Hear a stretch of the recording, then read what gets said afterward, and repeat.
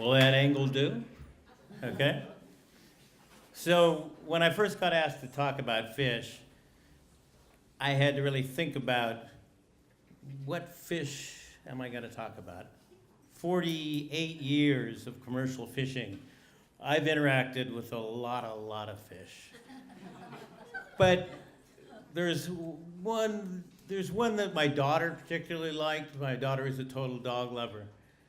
There was a mako shark I had once swim like a snake across the deck of my boat. It was when I was sword fishing, and there was a net roller on the back of the boat, and that mako shark slithered toward me and then bent its mouth up and snapped at me like a rabid dog as I was standing on the net reel. And I could tell that whole story because there's a lot more to it. But then there's another one that is particularly, my wife is particularly, says I'm got to be unique, maybe in the entire world. I'm not sure what this says about our relationship, but I'm one of the few people in the world who has had an ocean sunfish pee in their mouth. Really bad taste. But I was thinking about the subject, and okay, so I could talk about fish, I could tell long stories about fish, and then I thought, but this is fish tales. And fish tales imply lies. And I remember being about when I was 7 or 8 years old, when we first started going on the half-day boats, sport fishing boats out of Long Beach, Pier Point Landing. There was an old wood boat called the Matt Walsh.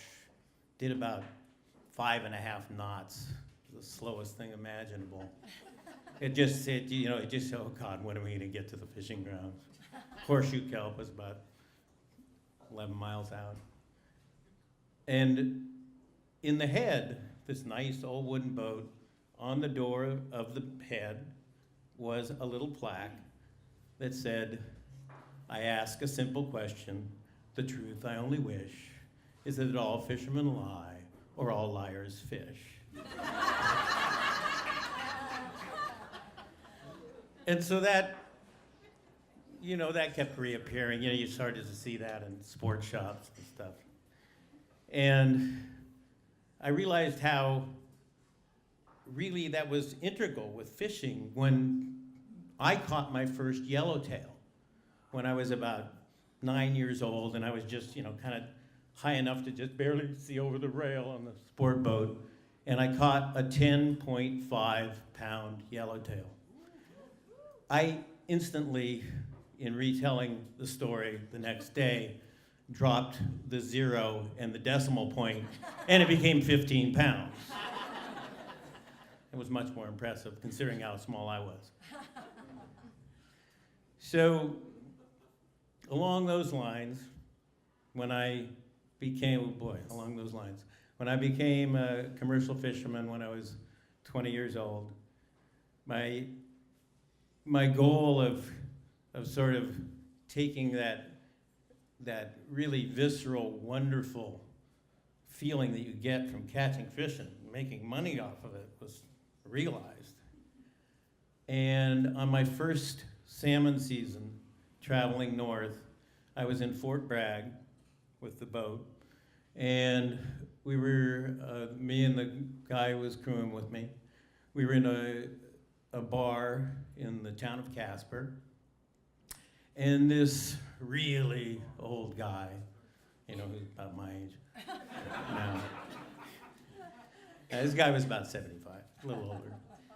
He sat down next to us, and he said, would you like to hear a poem? We said, sure. He said, well, let me just tell you that this poem was told to me by my grandfather. And my grandfather was a whaler. He was one of the few whalers who had his family on the boat. His 5-year-old daughter was washed overboard when they were in the Caribbean. He went to the nearest port, sold his ship, bought a farm in Minnesota, and raised his family there. And this was the poem that my grandfather put me to sleep with. He said, if you like this poem, I will teach it to you. But it is a true piece of American folklore. It's never been written down. So if you learn this poem, what I will do is I will write it on a napkin. When you learn it, you have to promise that you will tear it up. And you would only pass it down verbally. So now you guys can judge whether this is a lie or not. I stood by the bay on a windy day, watching the ships go by, when an old tar said with a shake of his head, wished I could tell a lie. Now 'twas on the bark of the Nancy Stark in a league and a half at sea, when Captain Snook with a treble hook, he comes and he says to me, make haste forthwith, Boatswain Smith, and hempsters the spanker sail, with an accordion bleat in the foremast sheet, for she's bound to blow a gale.